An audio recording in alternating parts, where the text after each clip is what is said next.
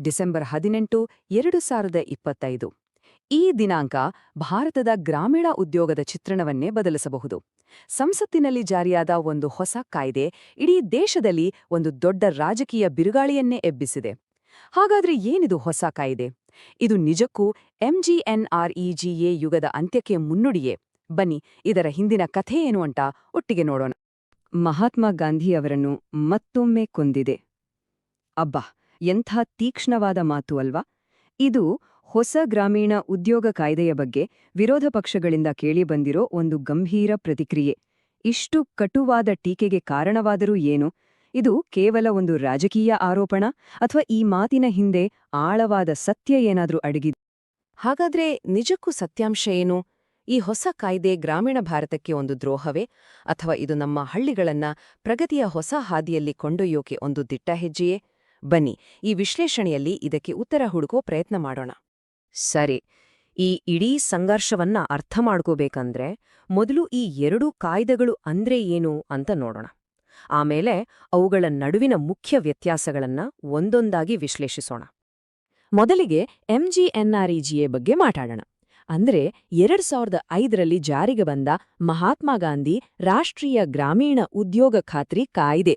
ಇದು ನಿಜಕ್ಕೂ ಒಂದು ಕ್ರಾಂತಿಕಾರಿ ಹೆಜ್ಜೆಯಾಗಿತ್ತು.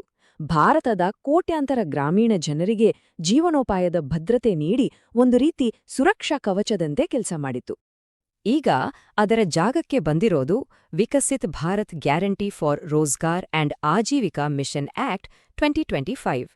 ಚಿಕ್ಕದಾಗಿ ಹೇಳೋದಾದ್ರೆ VBGARMG. ಇದರ ಗುರಿ ತುಂಬಾನೇ ಸ್ಪಷ್ಟವಾಗಿದೆ. 2047ರ ಹೊತ್ತಿಗೆ ಭಾರತವನ್ನ ಒಂದು ಅಭಿವೃದ್ಧಿ ಹೊಂದಿದ ರಾಷ್ಟ್ರವನ್ನಾಗಿ ಮಾಡೋ ವಿಕಸಿತ್ ಭಾರತ್ ಗುರಿಯನ್ನ ತಲುಪೋದು. ಹಾಗಾದ್ರೆ ಈ ಹೊಸ ಕಾಯ್ದೆ ತಂದಿರೋ ಮುಖ್ಯ ಬದಲಾವಣೆಗಳೇನು? ಬನ್ನಿ, MGNREGA ಮತ್ತು BBGRAMG ನಡುವಿನ 5 ಪ್ರಮುಖ ವ್ಯತ್ಯಾಸಗಳನ್ನ ಒಂದೊಂದಾಗಿ ಗಮನಿಸೋಣ. ಮೊದಲನೇ ಮತ್ತು ಬಹುಶಃ ಅತೀ ದೊಡ್ಡ ಬದಲಾವಣೆ ಅಂದ್ರೆ ಖಾತ್ರಿಪಡಿಸಿದ ಕೆಲಸದ ದಿನಗಳು. MGNREGA ಪ್ರತಿ ಕುಟುಂಬಕ್ಕೆ ಒಂದು ವರ್ಷಕ್ಕೆ ಕನಿಷ್ಠ 100 ದಿನಗಳ ಕೆಲಸದ ಭರವಸೆ ಕೊಡ್ತಿತ್ತು.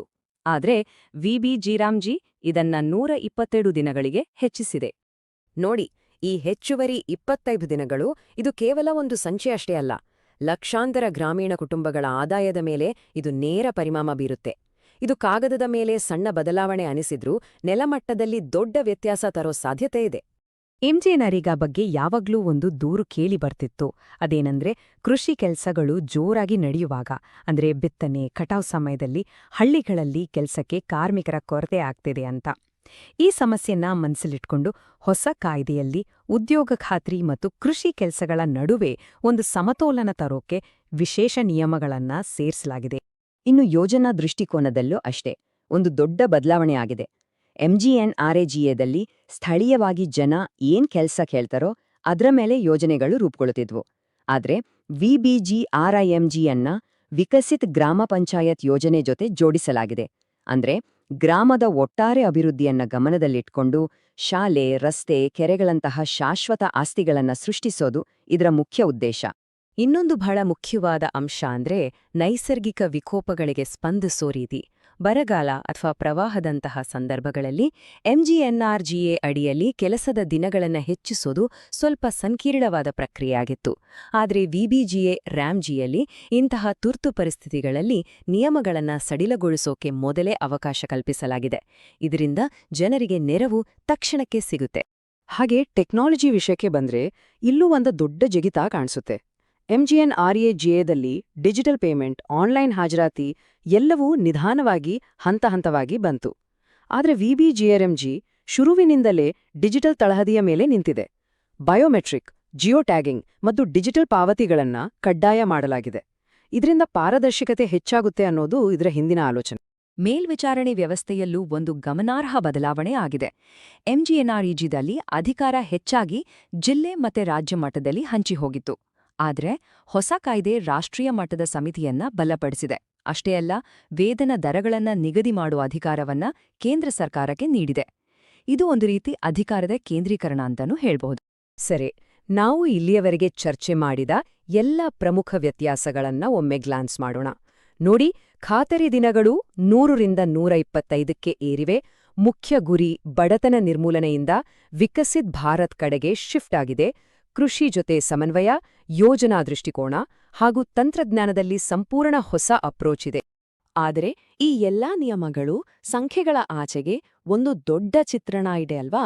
ಈ ಬದಲಾವಣೆಯ ಹಿಂದಿನ ನಿಜವಾದ ಗುರಿ ಏನು, ಇದರ ಹಿಂದಿನ ತತ್ವಶಾಸ್ತ್ರ ಏನು, ಅದನ್ನ ಅರ್ಥ ಮಾಡ್ಕೊಳ್ಳೋದು ತುಂಬಾ ಮುಖ್ಯ. ಇಲ್ಲಿ ಕೇವಲ ಕಾಯ್ದೆಯ ಹೆಸರು ಬದಲಾಗಿಲ್ಲ, ಅದರ ಹಿಂದಿನ ಇಡೀ ತತ್ವಶಾಸ್ತ್ರವೇ ಬದಲಾಗಿದೆ. ಗ್ರಾಮೀಣ ಜನರಿಗೆ ಕೇವಲ ಒಂದು ಸುರಕ್ಷಾ ಕವಚವನ್ನ ಅಷ್ಟೇ ಕೊಡೋದಲ್ಲ, ಬದಲಿಗೆ ಅವರನ್ನೇ ಆರ್ಥಿಕ ಸಬಲೀಕರಣದ ಚಾಲಕರನ್ನಾಗಿ ಮಾಡಬೇಕು ಅನ್ನೋ ಕಡೆಗೆ ದೃಷ್ಟಿ ಬದಲಾಗಿದೆ. ಸರಳವಾಗಿ ಹೇಳೋದಾದ್ರೆ ಎಂಜಿಎನ್ಆರ್ಇಜಿಎದ ಮುಖ್ಯ ಉದ್ದೇಶ ಬಡತನ ನಿರ್ಮೂಲನೆ ಮತ್ತು ಕನಿಷ್ಠ ಬದುಕಿನ ಹಕ್ಕನ್ನ ಕೊಡೋದು ಆಗಿತ್ತು. ಆದರೆ ವಿಬಿಜಿರಾಮ್ಜಿಯ ಮಹತ್ವಾಕಾಂಕ್ಷೆ ಅದಕ್ಕಿಂತ ದೊಡ್ಡದು. ಇದು ಹಳ್ಳಿಗಳನ್ನ ಆರ್ಥಿಕವಾಗಿ ಸದೃಢ ಮಾಡಿ ದೇಶದ ಒಟ್ಟಾರೆ ಪ್ರಗತಿಯಲ್ಲಿ ಅಂದ್ರೆ ವಿಕಸಿತ್ ಭಾರತ್ ನಿರ್ಮಾಣದಲ್ಲಿ ಅವರನ್ನ ಪಾಲುದಾರರನ್ನಾಗಿ ಮಾಡೋ ಗುರಿ ಹೊಂದಿದೆ. ಸರಿ, ಈ ಎರಡೂ ಕಾಯ್ದೆಗಳನ್ನ ಇಷ್ಟು ಆಳವಾಗಿ ನೋಡಿದ ಮೇಲೆ ಕೊನೆಯದಾಗಿ ಒಂದು ಮೂಲಭೂತ ಪ್ರಶ್ನೆ ನಮ್ಮ ಮುಂದೆ ನಿಲ್ಲುತ್ತೆ. ಹಾಗಾದ್ರೆ ಈ ಹೊಸ ದೃಷ್ಟಿಕೋನವನ್ನ ಹೇಗ್ ನೋಡೋದು? ಇದು ಗಾಂಧೀಜಿಯವರು ಕಂಡಿದ್ದ ಗ್ರಾಮೀಣ ಭಾರತದ ಕನಸಿನಿಂದ ದೂರ ಸರಿಯೋ ಹೆಜ್ಜೆಯಾ? ಅಥವಾ ಅವರ ಗ್ರಾಮ ಸ್ವರಾಜ್ಯದ ಆದರ್ಶವನ್ನೇ ಹೊಸ ಕಾಲಕ್ಕೆ ತಕ್ಕಂತೆ ಒಂದು ಹೊಸ ದಾರಿಯಲ್ಲಿ ಸಾಧಿಸೋ ಪ್ರಯತ್ನವೇ? ಇದಕ್ಕೆ ಉತ್ತರ ಬಹುಶಃ ಕಾಲವೇ ಕೊಡ್ಬೇಕು. ಆದರೆ ಈ ಪ್ರಶ್ನೆಯ ಬಗ್ಗೆ ಚಿಂತಿಸೋದು ನಮ್ಮೆಲ್ಲರ ಜವಾಬ್ದಾರಿ.